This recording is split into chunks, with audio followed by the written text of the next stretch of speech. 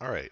Hey, this is Andrew. I'm just bringing you another Keyforge deck reveal and review really quick. This is going to be a Dark Tidings deck. And so far, the ones from this package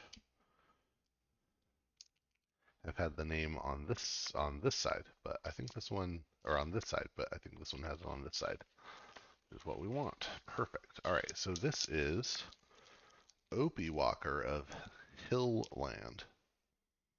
Brobnar, definitely. I'm going to guess that we have Untamed, Star Alliance, and Sanctum. I got Sanctum right, and then we have Unfathomable and Logos, so that should be pretty cool. Hoping for efficiency in Logos, board control, and amber control in Sanctum, and then just some board and player control in Unfathomable. Would like to have a Dark Discovery deck with a bunch of archives, but we'll see how that goes.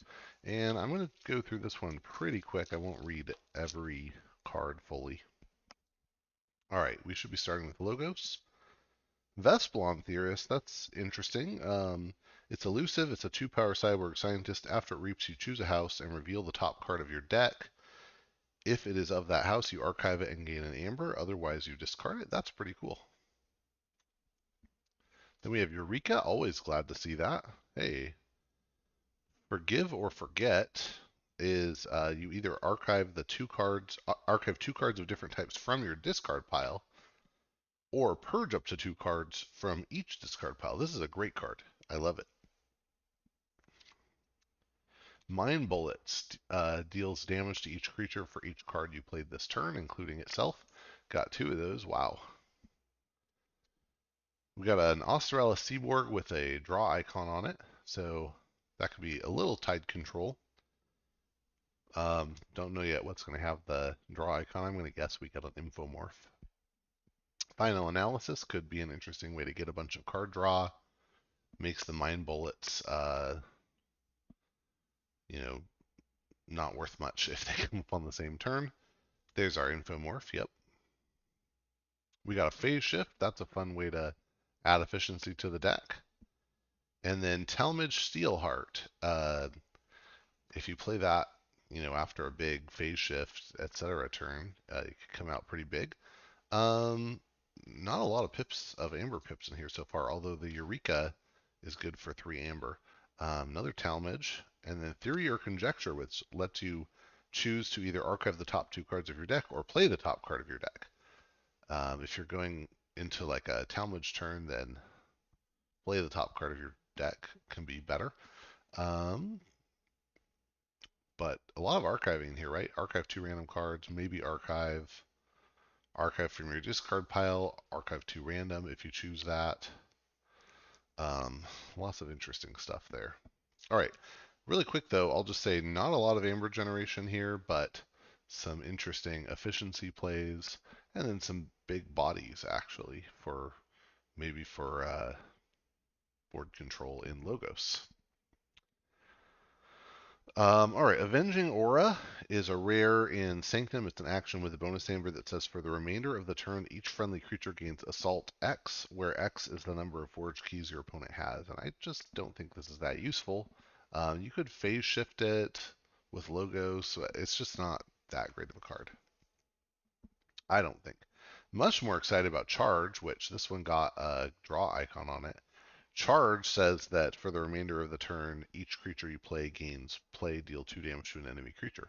That is a very useful effect if you have a bunch of creatures. We got a Badge Magus who has deploy, and then after fighting, readies and fights with each of her neighbors one at a time. That's a great effect. Bulwark gives itself and its neighbors assault 2. That's really good. Potentially good anyway. General Salvador it'll give us 2 capture icons, which we haven't seen yet, and then it's just a big body. Heal or Harm got a capture icon and has play, choose 1, fully heal a creature and gain 1, or ready and fight with a friendly creature. That with the Badge Magus can be kind of cool. Yeah, that's a pretty cool combo if you can pull it off. We have enough archive. We probably could wait for that if that's the target combo. Larry of the Lake helps all these things, all these fight effects, because it gives your creatures 2 armor if the tide is high. Very nice. We got 2 of those, so potentially 4 armor if the tide is high. That's very nice. Marshal Ewer can raise the tide when it's played or after it fights. And then Shifting Battleground lets you move a friendly creature anywhere in your battle line and have it capture one. It has an amber on it. That's an okay effect. Maybe good for the Badge Magus, I guess. I think it's just kind of okay. Staunch Knight, 4/2, but it's +2 power while it's on a flank. It's just okay. Taxing Journey can capture up to 3 depending on how our creatures are placed. Gives us an amber pip. That's fine. Yeah, this is an okay Sanctum. I would always love to see Doorstep. I just think that makes any Sanctum deck better. But we can pull off cool combos if we get the Larrys and the Badge Magus going. That would be pretty awesome. All right, on to and we could set up for those combos with the Logos Archive maybe, but I'm really interested to see what we get in the fishies. And we're skipping rares straight into uncommon, so we are not getting Dark Discovery. That's okay. We'll start with Abandoned Ship, which is an action with an amber that returns a creature to its owner's hand. With the tide is high, you do that with 4 instead of 1. Nothing really that I would want to do that with on my side yet, so be interesting to see what we get in Unfathomable. Ooh, Calp is a good one, though. A good creature, not to pull back up and replay, but it's a 2-power Aquan that says your opponent can't play more than 1 card of each type each turn. That's a good card if we can protect it. Maybe, oh, do we have anything with Taunt? We don't. We don't have anything with Taunt. Kiri Guiltspine makes your enemy creatures not ready after they reap. It's elusive. Tidal Wave, it's an action with an amber. If the tide is high, you destroy a creature and each of its neighbors, and then unconditionally your opponent raises the tide. This is an iffy card. Potentially could work out. Valukantha I'm much more excited about. It's a big creature, 6 power. Can't be used while the tide is low, but you can raise the tide, and it has fight, reap, exhaust an enemy creature and each of its neighbors. Getting to reuse that is very good. I like that. Bubbles puts an enemy creature on top of its owner's deck, and then it's a nice big body. Flamegill Enforcer, another 6 power body. It gets enraged after your opponent raises the tide, but if it's not enraged or if your opponent doesn't have any creatures, then it can action capture 3, which is a pretty good way to keep an opponent from forging much of the time. We got a capture icon on a Horrid Cynan, who's a 4-power beast with poison. That's just okay. Photic Raider has play capture 2. It's 2 power, but while the tide is high, it's 6. That's also okay. Recusal Chant is an action with an amber that exhausts a creature, but if the tide is high, you exhaust each creature instead. That's great. Wicolia is a 3-power beast that reaps. After it reaps, you increase key cost by 2 for your opponent on the next turn. That's just okay. We got 2 of those. These it's a struggle to get these to work really well because they gotta stay on the board. But we have some good ways to mess with the opponent.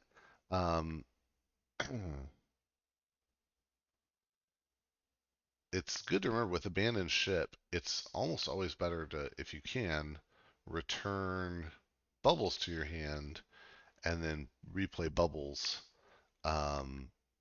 because then rather than another card from your opponent, because putting a creature on top of your owner of its owner's deck is typically better than putting it in their hand.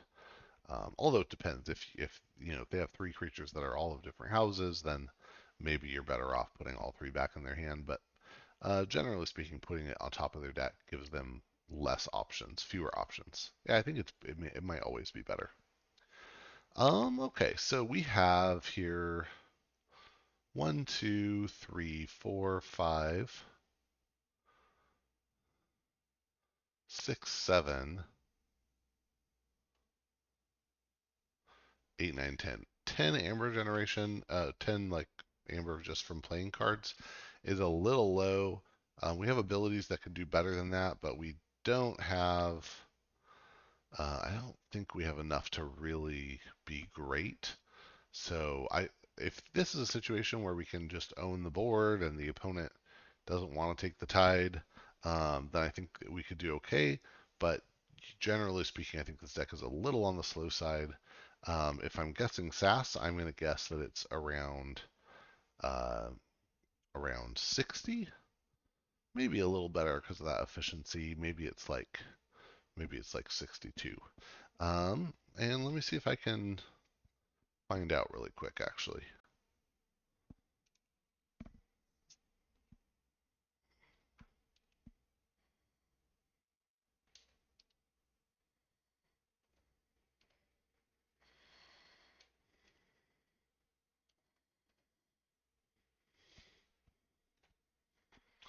Oops.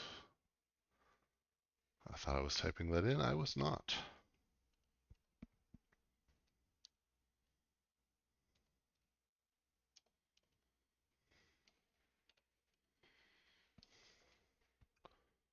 Okay. So I think my guess is currently at 62.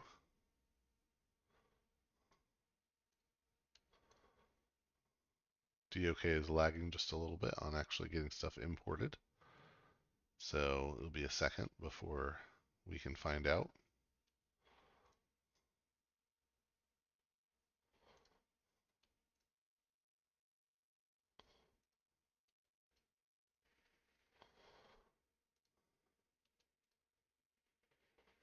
What I should do is put the code in right away. I still want to look at the Archon card is the problem.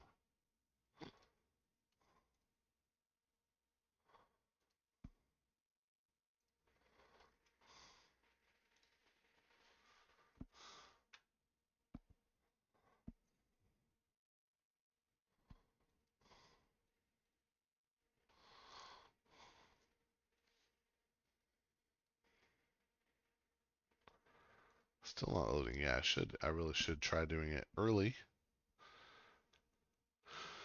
Um, I believe.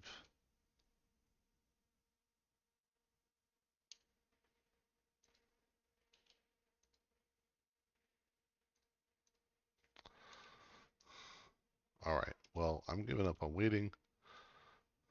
So I guess you could check later. See. Oh, there it is. There it is. 61. So right between my first and updated guess. So yeah. Um, yeah, 11E, that's pretty low. 5A, which is about right. Yeah, there wasn't enough like really good amber control in here. The efficiency was there, but just okay. So anyway, but still seems fun. Thanks for watching, and I hope that you'll get out there and forge some keys.